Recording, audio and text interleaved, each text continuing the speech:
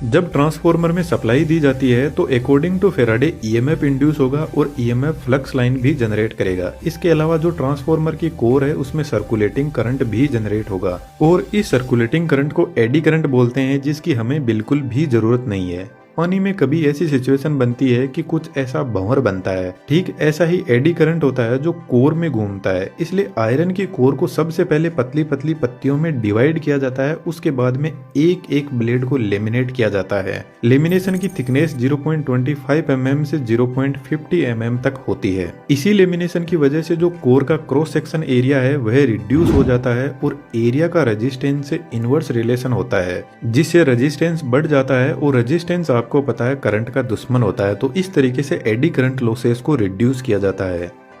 Power transformer में जो iron की कोर होती है वह एक्चुअल में cold rolled green oriented silicon steel की बनी होती है, जो हिस्ट्रीसिस लॉसेस को रिड्यूस करती है। हिस्ट्रीसिस लॉसेस मैग्नेटिक फील्ड की डायरेक्शन बार बार चेंज हो रही है, इसी की वजह से इंड्यूस होते हैं। और आपको पता है जो ट्रांसफॉर्मर में हमिंग नॉइज सुनाई देती है वह इसी मैग्नेटिक फील्ड के बार बार चेंज होने की वजह से सुनाई देती है, जिसको मैग्नेटो स्ट्रिक्शन बोलते हैं। इस मैग्नेटो स्ट्रिक्शन की वजह से ट्रांसफॉर्मर की कोर एक्सपेंड और कॉन्ट्रैक्ट होती है, जो एक हमिंग नॉइज जनरेट करती है। इसके अलावा भी ट्रांसफॉर्मर में बहुत सारे लॉसेस होते हैं, लेकिन मेन यही है।